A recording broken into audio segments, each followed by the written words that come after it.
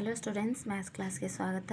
ಇವತ್ತು ನಾವು 9ನೇ ತರಗತಿ ಬಹುಪದೋಕ್ತಿಗಳು ಅಭ್ಯಾಸ 2.1ರ ಮೊದಲನೇ ಪ್ರಶ್ನೆ. ಈ ಕೆಳಗಿನವುಗಳಲ್ಲಿ ಯಾವುವು ಒಂದು ಚರಾಕ್ಷರವುಳ್ಳ ಬಹುಪದೋಕ್ತಿಗಳಾಗಿವೆ ಮತ್ತು ಯಾವುವು ಅಲ್ಲ, ಕಾರಣ ಸಹಿತ ತಿಳಿಸಬೇಕು. ನೋಡಿ, ಒಂದು ಚರಾಕ್ಷರವುಳ್ಳ ಬಹುಪದೋಕ್ತಿ ಅಂದರೆ ಒಂದೇ ಒಂದು ಚರಾಕ್ಷರ ಹೊಂದಿರಬೇಕು ಮತ್ತು ಅದರ ಘಾತ ಸಂಖ್ಯೆ ಏನಿದೆ ಅದು ಪೂರ್ಣ ಸಂಖ್ಯೆ ಆಗಿರಬೇಕು. ಅಂಥವುಗಳನ್ನು ನಾವು ಒಂದು ಚರಾಕ್ಷರವುಳ್ಳ ಬಹುಪದೋಕ್ತಿಗಳು ಅಂತ ಕರಿತೀವಿ. ನೋಡಿ, ಈಗ ಮೊದಲನೇ ಪ್ರಶ್ನೆಯಲ್ಲಿ ಏನಿದೆ, 4x² - 3x + 7.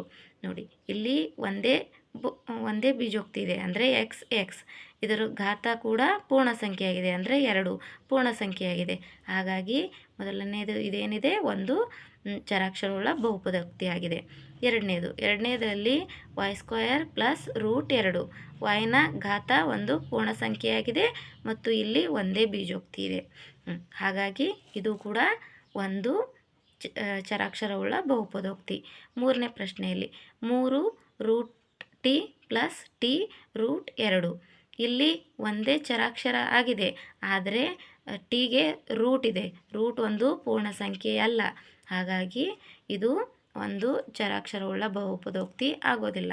ನಾಲ್ಕನೆಯಲ್ಲಿ y + 2/y.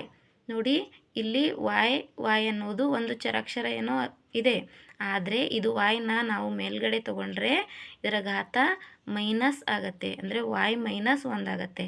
-1 ಪೂರ್ಣ ಸಂಖ್ಯೆ ಅಲ್ಲ, ಹಾಗಾಗಿ ಇದು ಕೂಡ ಒಂದು ಚರಾಕ್ಷರವುಳ್ಳ ಬಹುಪದೋಕ್ತಿ ಅಲ್ಲ. ಈಗ ಐದನೇದು x ಘಾತ 10 + y ಘಾತ 3 + t ಘಾತ 50.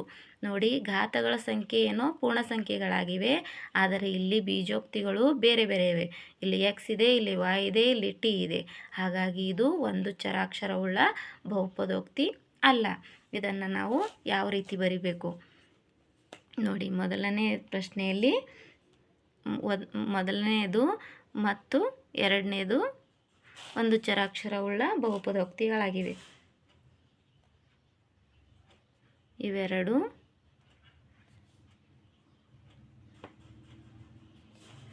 ಒಂದು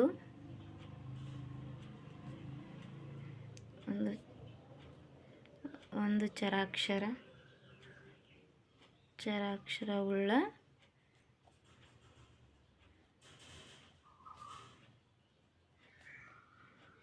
ಬಹುಪದೋಕ್ತಿಗಳಾಗಿವೆ. ಏಕೆಂದರೆ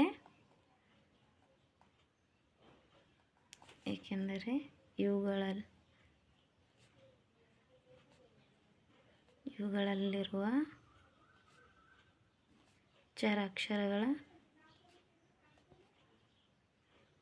ಚರಾಕ್ಷರಗಳ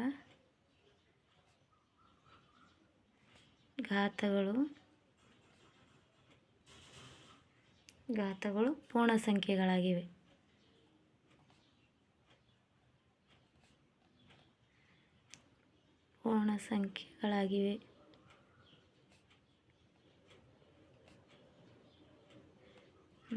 ಅದೇ ರೀತಿ 3 ಮತ್ತು 4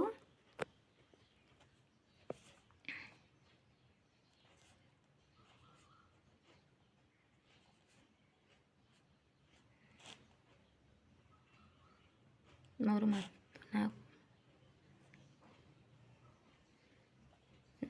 ಮತ್ತು 5 ಇವು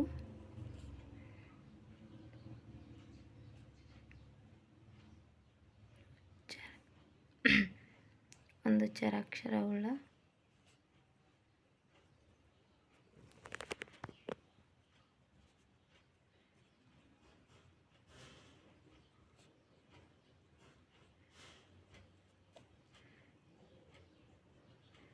ಬಹುಪದೋಕ್ತಿಗಳಲ್ಲ.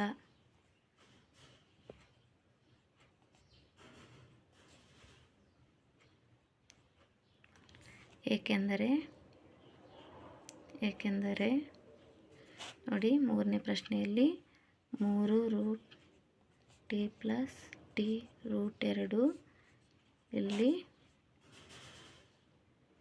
ರೂಟ್ ಟಿ ಅಂದರೆ ಇದು ಟಿ 1/2 1/2 ಇದು ಪೂರ್ಣ ಸಂಖ್ಯೆ ಅಲ್ಲ.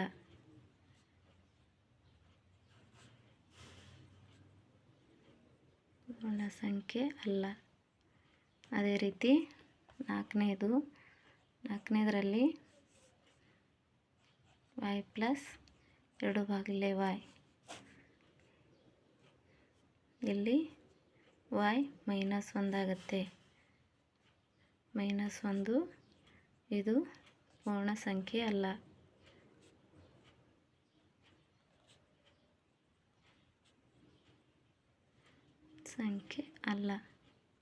ಅದೇ ರೀತಿ 5ನೇ ಪ್ರಶ್ನೆಯಲ್ಲಿ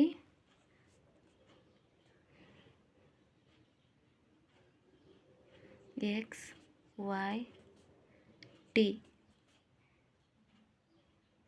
ಎಂಬ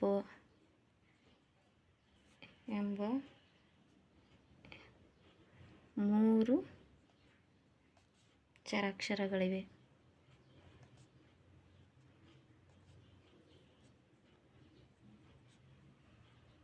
ಹಾಗಾಗಿ ಇದು ಒಂದು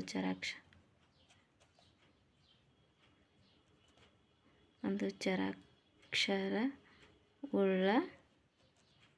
ಬಹುಪದೋಕ್ತಿ ಅಲ್ಲ.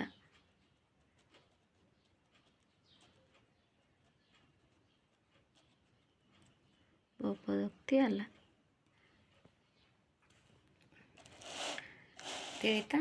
ಅದೇ ರೀತಿ ಎರಡನೇ ಪ್ರಶ್ನೆಯಲ್ಲಿ ಏನಿದೆ, ಈ ಕೆಳಗಿನ ಪ್ರತಿಯೊಂದರಲ್ಲಿ x² ಸಹಗುಣಕಗಳನ್ನು ಬರೆಯಿರಿ.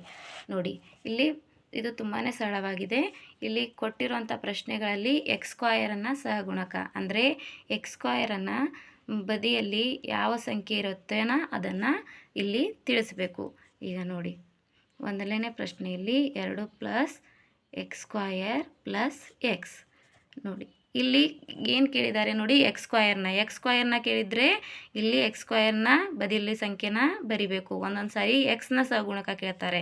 x ಸಹಗುಣಕ ನೋಡಿ, ಇಲ್ಲಿ x ಸಹಗುಣಕ ಕೇಳಿದರೆ x ಬದಿಯಲ್ಲಿ ಏನಿದೆ ಸಂಖ್ಯೆನ ಅದು ಬರಿಬೇಕು. ಇಲ್ಲಿ x² ಕೇಳಿದ್ದಾರೆ ಅಂದರೆ x² ಬದಿಯಲ್ಲಿ ಏನಿದೆ +1, ಏನಿಲ್ಲ ಅಂದರೆ 1 ಇರುತ್ತೆ. ಹಾಗಾಗಿ x² ಸಹಗುಣಕ +1. ಎರಡನೇ ಪ್ರಶ್ನೆಯಲ್ಲಿ ಏನಿದೆ, 2 - x² + x³. ಇಲ್ಲೇನಿದೆ -1. ಮೂರನೇ ಪ್ರಶ್ನೆಯಲ್ಲಿ ಏನಿದೆ, π/2 x² + x. ಇಲ್ಲಿ x² ಸಹಗುಣಕ π/2 +π/2 ಬರೆದ್ರೂ ನಡೆಯುತ್ತೆ. ಯಾಕಂದರೆ ಇಲ್ಲಿ ಏನೂ ಇಲ್ಲ ಅಂದರೆ ಪ್ಲಸ್ ಇರುತ್ತೆ, ಅಥವಾ ಬರೀ π/2 ಬರೆದ್ರೂ ನಡೆಯುತ್ತೆ. ನಾಲ್ಕನೇ ಪ್ರಶ್ನೆಯಲ್ಲಿ √2x - 1. ಇಲ್ಲಿ x² ಸಹಗುಣಕ ಕೇಳಿದ್ದಾರೆ. ಹಾಗಾಗಿ ಇಲ್ಲಿ x² ಇಲ್ಲ. ಹಾಗಾಗಿ ಏನು ಬರಿಬೇಕು, ಇಲ್ಲಿ √2x - 1, x² ಇಲ್ಲ. ಹಾಗಾಗಿ ಇಲ್ಲಿ 0. ಧನ್ಯವಾದಗಳು.